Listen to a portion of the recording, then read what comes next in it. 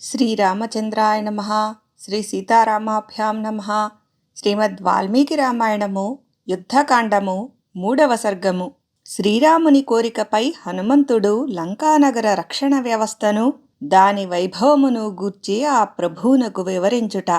శ్రీరాముడు సుగ్రీవుని యుక్తియుక్తములైన వచనములను ఎరింగి మిగుల సంతృప్తి పడెను. అనంతరము వానరేంద్రుని పలుకుల పరమార్థమును ఎరింగిన ఆ ప్రభువు హనుమంతునితో ఇట్లు నుడివెను. సాగరమును దాటుటకై నా తపఃప్రభావముచే దానిపై సేతువును నిర్మించుటకును లేదా సముద్ర జలములను ఇంకింపచేయుటకును నేను సమర్థుడను.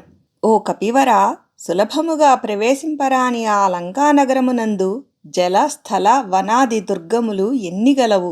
వాటిని గూర్చి తెలిసి కొనగోరుచున్నాను. కనులకు కట్టునట్లుగా వాటిని వివరింపుము.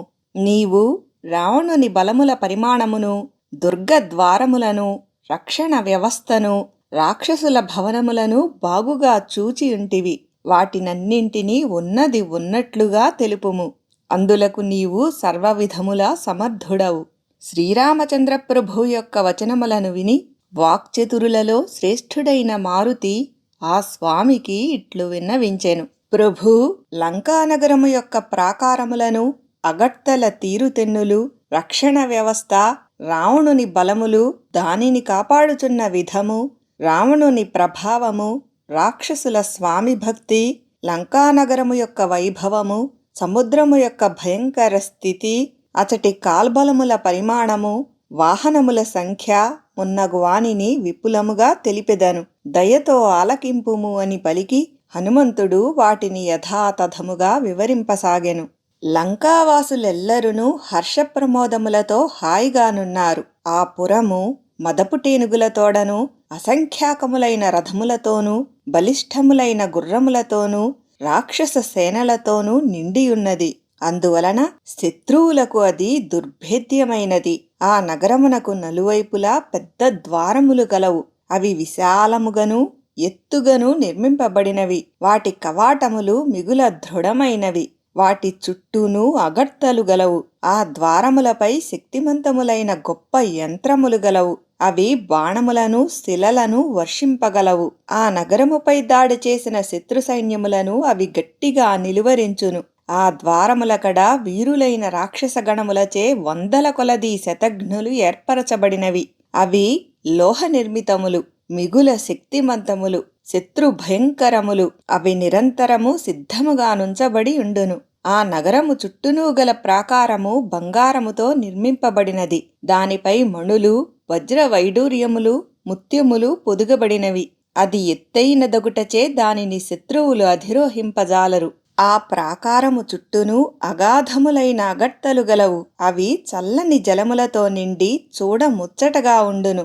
ఆ జలములలో ఎల్లప్పుడూ మొసళ్ళు, మత్స్యములు సంచరించుచుండుటచే ఆ అగట్టలు మిక్కిలి భయంకరములైనవి, శత్రువులకు ప్రమాదకరములైనవి. ఆ అగట్టలపై గల ప్రాకార ద్వారముల సమీపమున రాకపోకలకు అనువుగా చెక్కలతో నిర్మింపబడిన విపులములైన వంతెనలు గలవు. వాటిని యంత్ర సహాయమున తెరచుచుందురు, మూసివేయుచుందురు. ఆ ప్రాకార సమీపమున సేనా నివాసములుండును. శత్రుసేనలు దాడి చేసినప్పుడు పరిఘలపై గల ఆ వంతెనలు యంత్ర సహాయమున శత్రువులను నిరోధించుటకై ఉపయోగపడును. శత్రువులు లోపలికి రాకుండా అవి ఎత్తివేయబడును.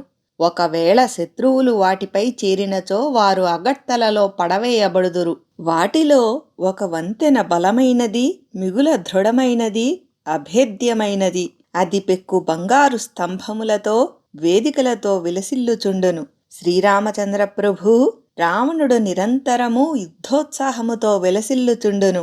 అతడు ఆరోగ్య భాగ్యములతో, ధైర్యోత్సాహములతో ఒప్పుచుండును. తన సేనలను పర్యవేక్షించుటయందు ఎల్లప్పుడూ జాగరూకుడైయుండును. లంకానగరముపై దాడి చేయుట అసాధ్యము. అది భయంకరము. నదులు, పర్వతములు, వనములు, కృత్రిమమైన అగట్టలు, ప్రాకారములు మొదలగునవి కలిగి సురక్షితముగా ఉండుటచే అందు దేవతలును ప్రవేశింపజాలరు. అది విశాలమైన సముద్రము యొక్క దక్షిణ తీరమున గలదు. నౌకలపై సైతము దానిని చేరుట అశక్యము. బాహ్య ప్రపంచమునకు దాని ఉనికియూ తెలియదు. అది త్రికూట పర్వతముపై కట్టుదిట్టముగా నిర్మింపబడినది. దివ్య నగరమైన అమరావతి వలె అది సుందరమైనది. అశ్వబలములతో గజబలములతో నిండియుండుటచే దానిని జయించుట మిక్కిలి కష్టము. అగట్టలు, శతఘ్నులు, వివిధములగు యంత్రములు దురాత్ముడైన ఆ రావణుని యొక్క లంకాపురి శోభలను ఇనుమడింపజేయుచున్నవి. శూలములను, ఖడ్గములను ధరించిన 10,000 మంది రాక్షసయోధులు దాని పూర్వద్వారమును రక్షించుచుందురు. వారు దుర్జయులు. దాని దక్షిణ ద్వారమున 1,00,000 మంది రాక్షసయోధులు చతురంగ బలములతో చేరియుందురు. వారు గొప్ప శూరులు. డాళ్లను, ఖడ్గములను ధరించిన 10 లక్షల మంది రాక్షసయోధులు దాని పశ్చిమ ద్వారమును కాపాడుచుందురు. వారందరూ వివిధములగు అస్త్రములను ప్రయోగించుటలో ఆరితేరినవారు. దాని ఉత్తర ద్వారమును కోట్ల కొలది రాక్షస వీరులు రక్షించుచుందురు. వారు అందరునూ రథాశ్వగజ బలములు గలవారు, సద్వంస సంజాతులు, రావణునకు విశ్వాసపాత్రులు. లంకానగరము యొక్క మధ్యభాగమును 100,000 కొలదిగా గల రాక్షసయోధులు కాపాడుచుందురు. అజేయులైన ఆ యోధుల సంఖ్య 1,000,000కి మించియుండును.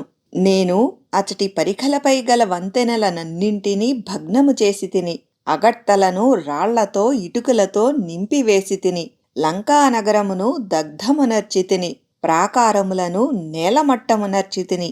అంతేగాదు, దృఢకాయులైన రాక్షసయోధుల యొక్క సైన్యములో 4వ భాగమును నాశమునర్చి తిని. ఏదేని ఒక ఉపాయము చేత ఆ మహాసముద్రమును దాటినచో మన వానరుల చేతిలో ఆ లంకానగరము నేలపాలైనట్లే అని భావింపుము. లంకా విజయమునకు అంగదుడు, ద్వివిదుడు, మైందుడు, జాంబవంతుడు, పనసుడు, నలుడు, సేనాపతి అయిన నీలుడు మాత్రమే చాలుదురు. అందులకు తక్కిన యోధులతో పనియే లేదు.